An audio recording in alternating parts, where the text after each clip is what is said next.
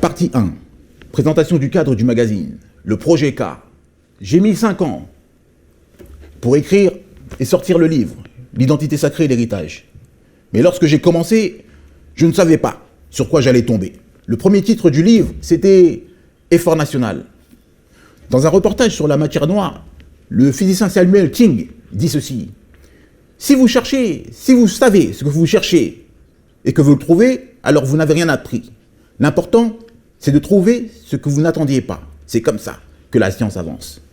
Et oui, c'est comme ça que même en science, on recherche l'opportunité. L'identité sacrée, je l'ai trouvée sans la chercher. Cette définition précise, saine et puissante de la pensée, de la culture, de la croyance, du paradigme du peuple noir dans son intégralité, toutes les ethnies qui le composent, rentrent dans cette atmosphère sacrée. C'est une découverte qui s'inscrit dans le domaine culturel, spirituel, philosophico-spirituel, comme dit l'historien Omotunde, et qui a bien la valeur des plus grandes découvertes scientifiques par sa portée. Et là, je réalise de l'ampleur de cette notion, et je me pose des questions. Comment nos grands savants kamites ne nous ont jamais exposé cette notion clairement, l'identité sacrée, le peuple noir est sacré. J'ai bien dit le peuple, pas les anciens pharaons d'Égypte, pas les temples, pas les écrits. Le peuple, les pauvres, les clochards, les prostituées noirs sont sacrés. Pourtant, je n'ai jamais entendu, jamais lu ces deux mots accrochés l'un à l'autre pour définir la spiritualité du peuple noir. Pourquoi? C'est si simple, si clair, si pur, si solide. Ça pète la tête, comme on dit dans notre milieu. Comment nos savants n'ont jamais vu l'importance de nous exposer ces notions depuis tout ce temps? Ils nous parlent d'ésotérisme, d'histoire, de l'histoire de tel et tel pharaon, qui ne sont que des représentants de notre identité sacrée. Des rois qui étaient au service de l'intérêt général du peuple, au service du peuple, à notre service. À moins d'être devenus fous et complètement imbus de leur personne, contaminés, pervertis par les flatteries des étrangers. Ils nous parlent de traduire les hiéroglyphes.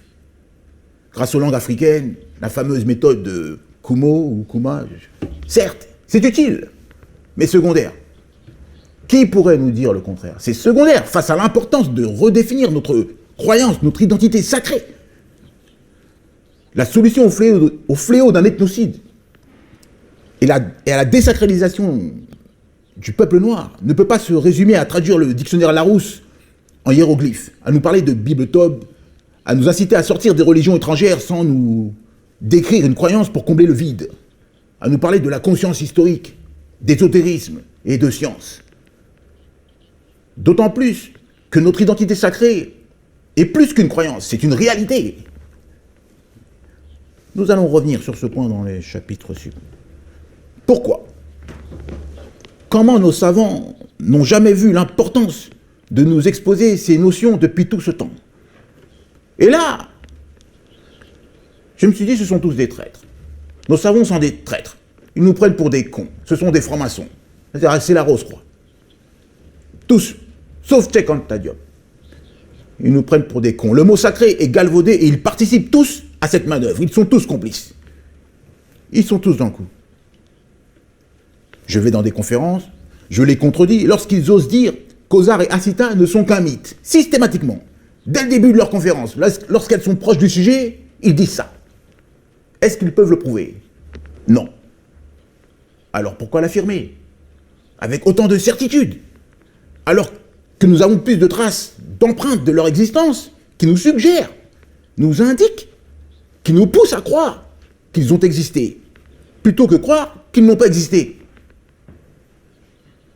Avec le grand nombre de vestiges, de temples, de gravures, de statues où ils sont représentés, sans oublier le fait que leur histoire, que je considère donc être une histoire vraie, qui est passée de la légende au mythe, d'ailleurs la plupart des mythes sont construits de cette façon, bref, sans oublier que leur histoire fait énormément référence et est construite autour de la notion de cycle de vie. La naissance, la mort, la réincarnation, la résurrection. Comment peut-on représenter ce cycle si l'on n'a jamais vécu dans le monde d'ici-bas? Soyons sérieux, ça n'a pas de sens. Et puis, un jour, en discutant de mes doutes sur les réels objectifs de nos savants, avec une sœur Camille, elle me dit « Non, ce n'est pas parce que vous avez vu ce que d'autres n'ont pas vu que ce sont des traîtres. » Donc grâce à elle, j'arrive à mettre de l'eau dans mon vin, dans mon livre. Je me dis, elle a raison, c'est moi qui suis dans la paranoïa. Et puis, un jour, je le dis à mon père, paix à son âme. Je le dis à mon père, sans lui expliquer quoi que ce soit. Je dis à mon père, qui a pratiqué la Rose-Croix. Pratiqué, parce que la Rose-Croix est une pratique. C'est un peu la branche spirituelle de la franc-maçonnerie. Je lui dis, papa, le peuple noir est sacré. Il était là, assis, à côté de moi. Il s'est tourné vers moi, en fixant mon regard, et il m'a serré la main, longuement. Il ne m'a pas demandé des explications, de quoi tu parles. Il a tout de suite compris. Puis il a souri. Et il m'a dit, tu veux aller en Afrique? Fais très très attention quand tu parles de ça là-bas. Tu sais qui parle de ça là-bas? Chez nous, au Cameroun? Je lui ai répondu, oui, les Mbog. J'aurais dû attendre sa réponse. Bref. Ensuite, il était fatigué, il était dormir.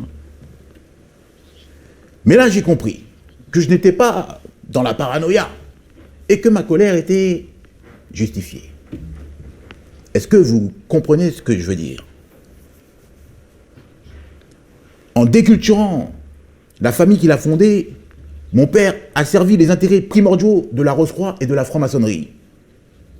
Depuis le déclin de la civilisation du peuple noir et jusqu'à nos jours. Quels sont ses intérêts?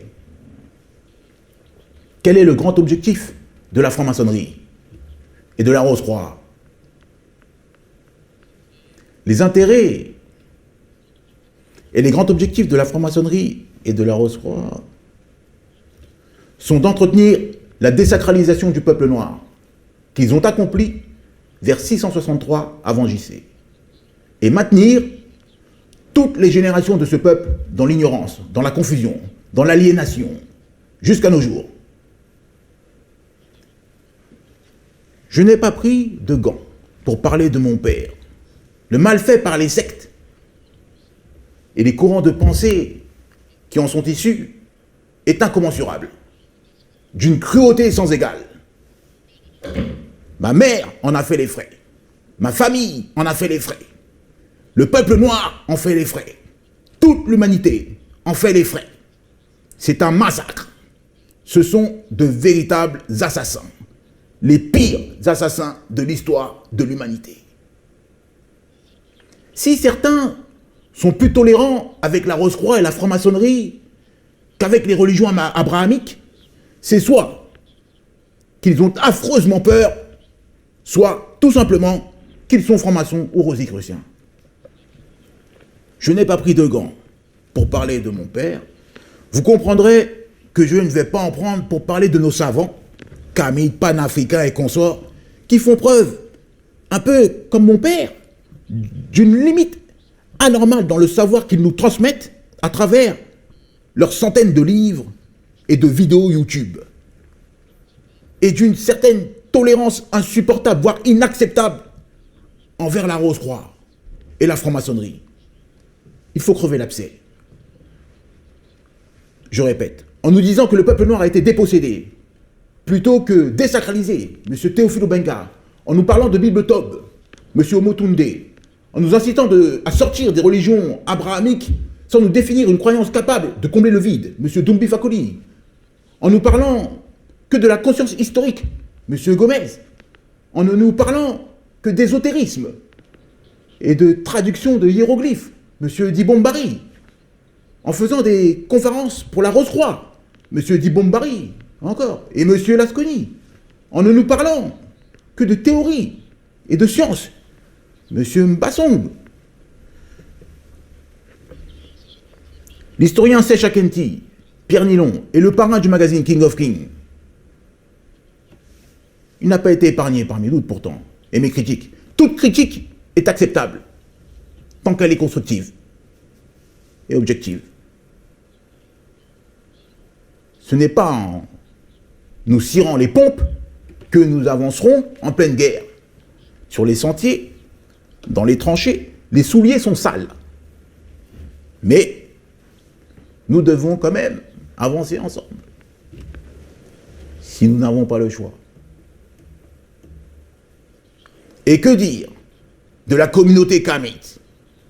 À part qu'elle a très largement été infiltrée par la franc-maçonnerie et la Rose-Croix jusqu'à preuve du contraire, j'ai été membre de la tribu K. Kémy est parti, et puis plus rien. Plus personne ne se parle. Plus personne ne s'appelle. Qu'est-ce que c'est que ça? Des faux liens. Kémy avait raison peut-être. Ce n'était que du folklore.